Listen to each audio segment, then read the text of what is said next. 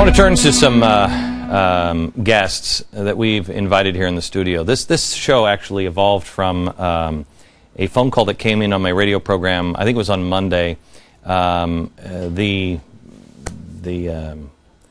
video of the kids, the middle school kids that were singing about, you know, hey, stand up and protest, you know, these corporations. That was taken. The video was taken by a fan of the show and a listener of mine. We flew her in, but because of the bad weather here in New York, they just landed, so they're not going to be able to be on the program tonight. But I asked at the time for people to come that have had enough and have found things in their own life and are looking for ways to connect or are looking to connect with others. We have to start doing that, and I want you to go to my website at glennbeck.com and sign up for my email newsletter. There's coming information on some things that I'm working on that I want you to be able to read and understand. I need to be able to reach out to you at glennbeck.com. Please sign up now. Now, Cindy Rose is a mother from Maryland who was outraged what was written in her 9-year-old daughter's textbook. Glenn Rickabaugh is a dad from Pennsylvania who says one of his daughter's teachers is a Marxist. His daughter is here with him, trying to get the school board now to stop the alleged indoctrination. Nick Pandelias is a doctor who founded York Suburban Citizens for Responsible Government in Pennsylvania. He and others have been taking a stand against proposed tax hikes to fund benefits and raises for teachers. I don't know why he hates teachers so much. And Lisa Becker is here. She works at Dayspring Christian Academy in Pennsylvania. This is a school that teaches children about principles and values and not politics. Cindy, let me start with you. This is Social Studies Alive, Our Community and Beyond. Your daughter was sick, and she needed to do some homework. Right. They brought it. It came home as makeup work. And what did you do? I started reading it, and the more I read it, the angrier I got. The chapters are about indoctrination, minimalizing anything that has to do with America. Talks about protesting, global activism. It's all about getting your child comfortable. I just wanted you to see this. Child care is important, but it's not free for people in the United States, or most. Families have to pay for child care. It can be very expensive. Some people have to pay as much for child care as they earn in their jobs when they don't have enough money to pay for other things such as food and health care. In some countries, like, child care is a public service. For example, Denmark and Vietnam. Child care is free or costs very little. Well, let's all move to Vietnam, everybody.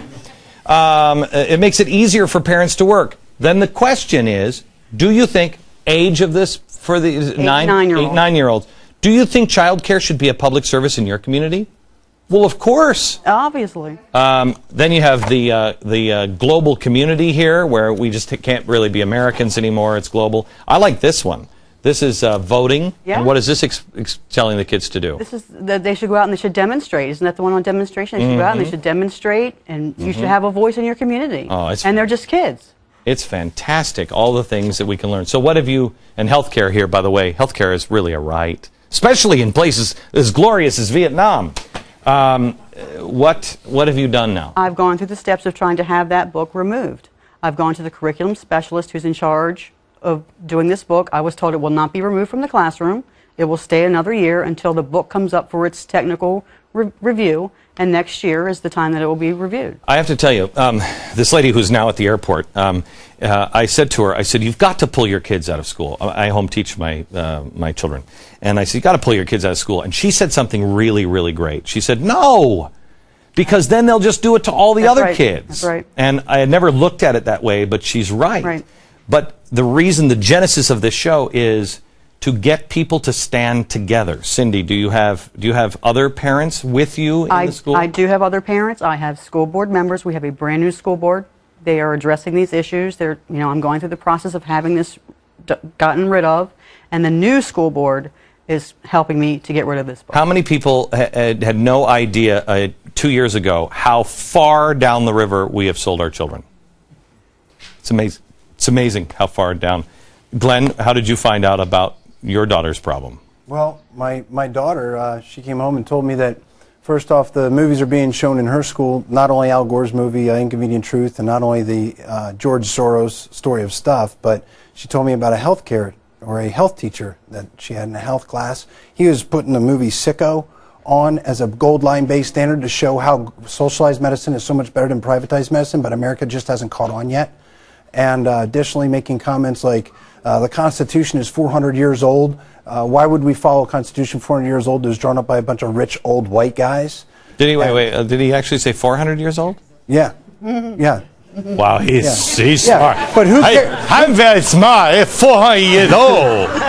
But really, I mean, Wow. who cares about facts, you know, Yeah. when you're trying to push an agenda, and that's all he's trying to do. So what have you done in the classroom? Well, he would say, I would like say, wait, that's not right. And he was like, well, bring me facts, show me, give me proof.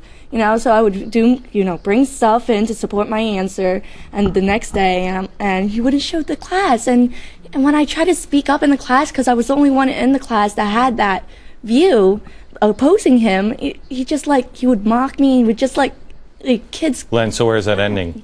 Well, I don't know where it's ending, but it's just begun, because for a year and a half I've been trying to have these issues addressed. The principal and the superintendent have been totally disregarding the issue. This guy, he's even gone so far as to put Judeo-Christian scripture up on the wall, bring a T-shirt in saying Jesus was a liberal, and saying, why would we follow this book as a society? The people in the community are just starting to be made aware of it, and literally when I finally had the issues addressed because of the community, the school board, at the last school board meeting, got up and left the room when the people in the community said, What's the name of the community? Let this guy be hard. Quakertown, Pennsylvania. Quakertown High School. Quakertown. Yeah. That's unbelievable. That's just the tip of it, believe me. All right. So listen, there are on the banner. Tiffany put one of the banners up which says where you can get involved. On the banner, there are people that contact. What's a dad to do at gmail.com. You'll see these things. If you want to get involved, the point of this is the best organized, as you're seeing in Egypt, the best organized wins. Well, they are years and billions of dollars ahead. So what are you going to do? With love and courage, stand up and start finding those people next to you that will stand up and take on the system at the local level. Back in just a second.